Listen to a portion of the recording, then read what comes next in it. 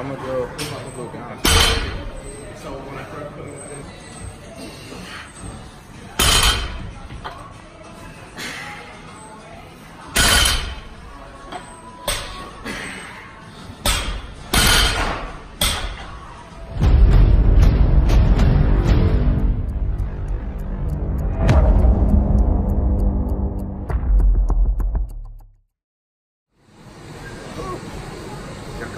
you looking at me and shit, you in the suit. Wait, hold on. Alright, I'll cut this part off so you just keep it rolling. What is that, lines? Huh? No, I'm just talking. Oh. Like, yo, da da da da. Alright. What's up, YouTube? Back again with another video. Today's topic is going to be deadlifting, both conventional and sumo. Yep. Alright, so the deadlift is one of the best, but also dangerous compound lifts you can do, and it basically works out your whole posterior chain, your hamstrings, your lower back, your glutes, and as well as your upper back. Alright, so here's a quick list of the muscles that you work out when you deadlift. Before you want to deadlift and actually go up weight to see how strong you are, you want to actually perfect your form. So first, we're going to start with the conventional form. So as you come over here, this is my guy Frank, you know, I'm going to be using him to show you guys. So what I'm going to say is this. Alright, basically, you're going to step up to the bar, right? As you can see, it's up the bar. Now, when you look at the bar, you want the bar to be as close to your shins as possible, right? Make sure your feet are shoulder width. And as you come down, you're going to come down slightly, grab the bar first. You're going to see how to grab the bar. Now, as he already grabbed the bar, he bends his knees and lowers his hips some, right? With that, you lock your arms out, chest up, and then come up. When he comes up, there's one fluid motion, right? Most people do this. You know, Frank, the other one will your leg first and back, right? Most people straighten their legs and then lift the back, and that leads to like lower back and Alright guys, so that was basically Frank showing you how to do the conventional deadlift. I'm gonna show you guys how to do the sumo. So it's a little bit similar. You come up to the bar, instead of being shoulder width apart, you're gonna spread your legs apart. So you come, look. As you see, each leg is at like the silver hash mark, right? With this lift, it's more of your legs than your lower back. So what you want to do is set your legs straight, feet pointed out, make sure your shins are straight when you come down. You're gonna grab the bar. Same thing as conventional, chest up, back straight, arms locked. You're gonna come up like this, come down. Very simple, do it one more time. Chest up, back up. This, when you get to the top, squeeze your glutes, your hamstrings, back straight up, chest up, coming down. There you go. Alright, so one over conventional form, one over the sumo form, how to do it, how to execute it. Now, we're talking about your hand position. So if it's conventional, you do double overhand, one under, one over. Same thing for sumo, double overhand, or one over. But the thing is, I do double overhand so that it doesn't cause a shoulder imbalance. If you do one under, one over, it may cause a shoulder imbalance. So you have to constantly switch so that you're building a muscle on both sides of your shoulders.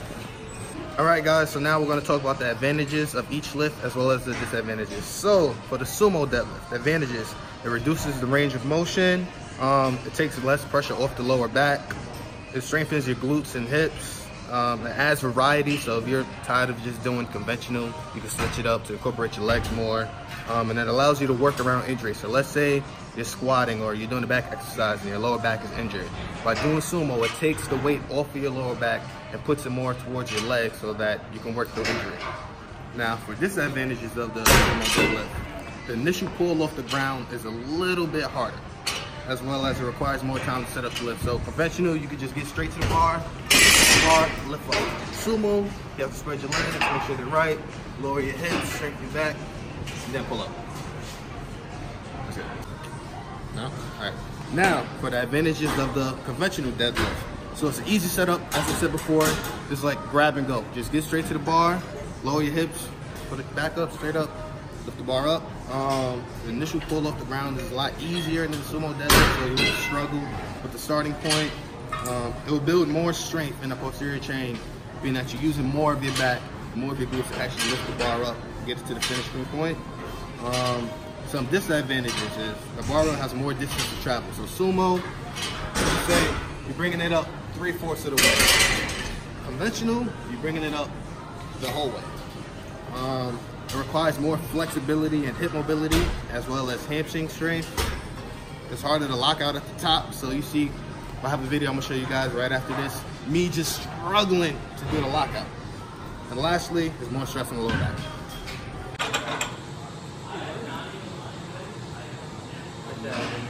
Butter it. As you can see, the lockout is the most hardest part of the conventional deadlift, but once you get that, you'll be set. You see the shake of the head. Now this is the most I've ever deadlifted. 6 plates, 585 pounds. I'm working my way to soon get a 7-plate deadlift. Now back to what I said in the beginning of the video.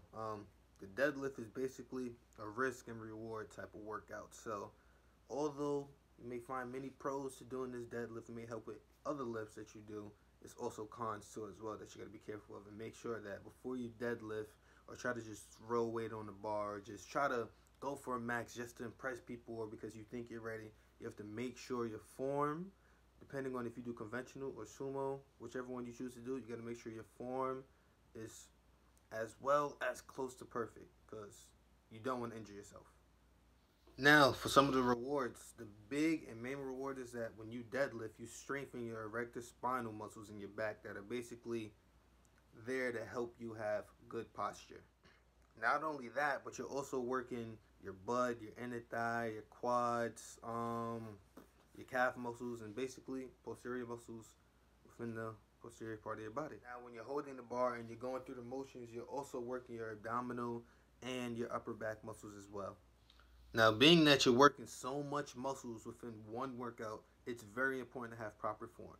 Because if you have proper form, that means you're properly working out these muscles, so you'll be a strong individual altogether. Now, as there are rewards, there are risks as well. Basically, the deadlift, anybody has gotten a huge reputation for being a risky exercise because of the risk that can happen to your lower back when you perform the deadlift improperly. Now, for example, when you first start working out and you just start touching weights, if you just go straight to deadlifting, it's not going to be very successful because you don't have the proper hip flexibility or even core muscles to properly lift the bar up. So the first thing is gaining that muscle and then going through the motions of the deadlift, learning the form, perfecting the form, and then adding weight. Not having this core muscle strength also leads to the big having a rounded back when people end up deadlifting. And that's basically saying that being that their core isn't strong enough to help them lift the bar, their back takes the whole overload, and that causes people to have a rounded back, which usually leads to lower back injury from putting all of that weight towards the back instead of distributing it evenly amongst all the muscle groups that you actually use when you deadlift.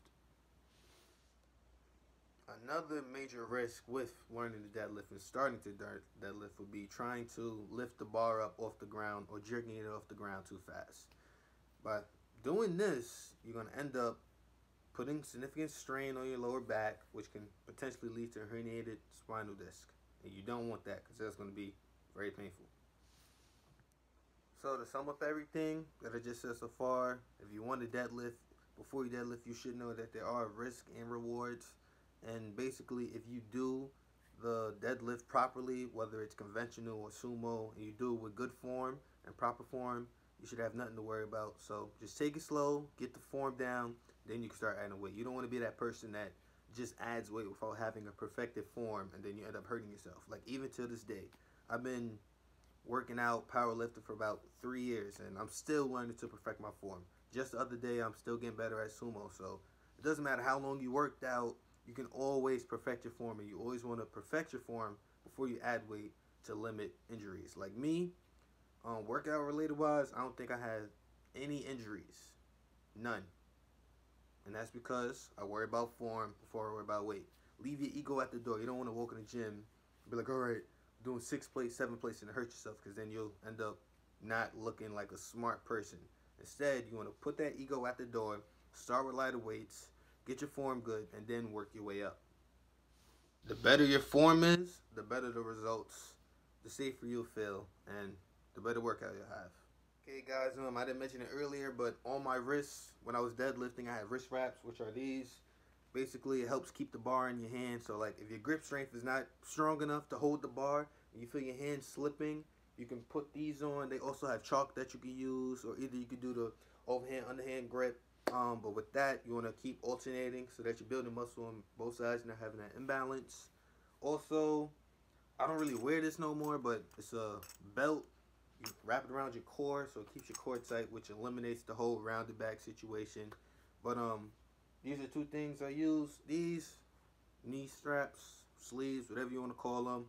Put them on my knees so as I'm lifting the bar up, once it slides across my knees, I don't really like get like cuts or anything. But the next video I'm gonna be doing. What was that? Okay, that's what it was. Next video I'm gonna be doing it on equipment, benching, deadlifting, squatting. So like you ever walk into the gym, you see guys with all this extra stuff on. I'm basically gonna be talking about what it is, how it helps them, and why they wear it. But yeah, if you like this video, like, comment, subscribe. I'm always open to ideas, so if you want me to do another video on anything, fitness, diet, or you just have any personal questions, or you want to ask me anything, just leave it in the comment section. I'll get back to you and catch you guys later.